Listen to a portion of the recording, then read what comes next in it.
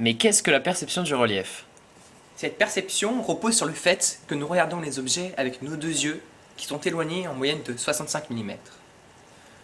En regardant un objet avec l'œil gauche, puis avec l'œil droit, vous aurez l'impression qu'il s'est déplacé.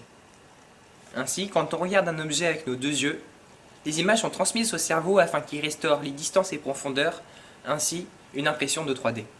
C'est ce processus neuronal, aussi appelé vision stéréoscopique, qu'utilise le cinéma 3D. Pour créer un film 3D, il faut produire des images stéréoscopiques à l'aide de 2 caméras, une pour chaque œil. Ces caméras doivent être placées à 65 mm l'une de l'autre pour représenter au mieux notre vision. Cependant, tenir 2 caméras séparées en même temps n'est pas chose facile. C'est pourquoi il est plus commode d'utiliser une caméra stéréoscopique qui contient les 2 caméras dans un seul boîtier. Nous obtenons alors 2 rushs, un pour chaque œil. Seulement, comment faire pour que le spectateur ne voit que le rush gauche avec son œil gauche et le rush droit avec son œil droit? Pour cela, il existe plusieurs procédés. Le premier procédé est la transformation des images stéréoscopiques en anaglyphes. Toute image est composée des couleurs complémentaires rouge, verte et bleue, le fameux RVB. Nous allons garder à gauche la composante rouge de l'image et à droite les composantes vertes et bleues.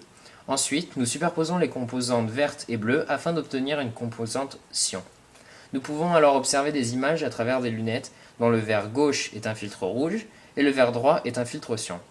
L'œil gauche ne voit donc que la composante rouge de la scène captée par la caméra gauche et l'œil droit ne voit que la composante cyan de ce qui avait été capté par la caméra droite.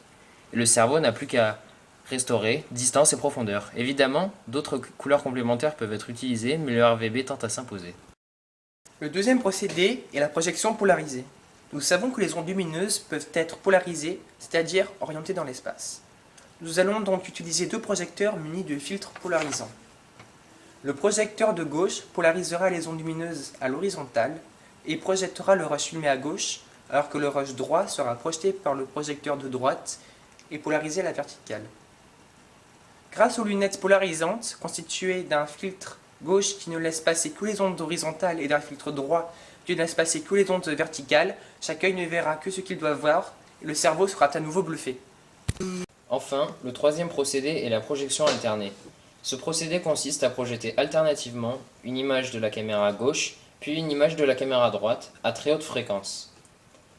Des lunettes à cristaux liquides sont alors synchronisées sur cette cadence par des impulsions lumineuses. Leurs verres gauche et droit s'obstruent alternativement et nous voyons alors en 3D.